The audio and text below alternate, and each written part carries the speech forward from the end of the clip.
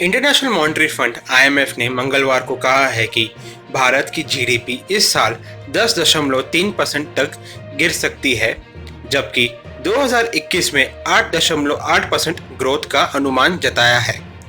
इससे पहले जून में आईएमएफ ने 4.5% की गिरावट का अनुमान जताया था।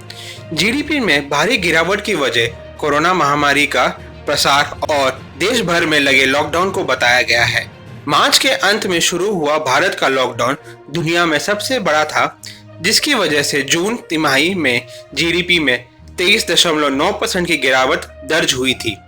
लॉकडाउन की वजह से बिजनेस और नौकरियां बड़ी तादाद में खत्म हो गई थी। जीडीपी मापने के अब तक के 40 साल के इतिहास में यह पहली बार था जब जीडीपी का आंकड़ा नेगेटिव में आया था। वहीं जनवरी-मार्च तिमाही में यह आंकड़ा 3.1% था। सबसे ज्यादा मार पड़ी थी कंस्ट्रक्शन, मैन्युफैक्चरिंग और माइनिंग सेक्टर पर। आईएमएफ ने अपने बायएनुअल वर्ल्ड इकोनॉमी आउटलुक में कहा है कि इस साल सभी इमर्जिंग मार्केट और डेवलपिंग इकोनॉमी क्षेत्रों में गिरावट की उम्मीद है। इसमें खास तौर पर भारत और इंडोनेशिया जैसे बड़ी इकोनॉमी शामिल है, जो कोरोना महामारी को काबू करने में प्रयासरत है। भारत के संदर्भ में आईएमएफ ने दूसरी तिमाही के लिए जीडीपी पर अपने पहले अनुमान को बदला है। अनुमान के मुताबिक 2020 में अर्थव्यवस्था में 10.3% की गिरावट का आशंका है। आईएमएफ और वर्ल्ड बैंक की सालाना मीटिंग से पहले जारी की गई रिपोर्ट के मुताबिक वैश्विक वृद्धि इस साल 4.4% गिर सकती है। हालांकि यह अगले साल 2021 में 5.2% के साथ बाउंस बैक हो सकती है।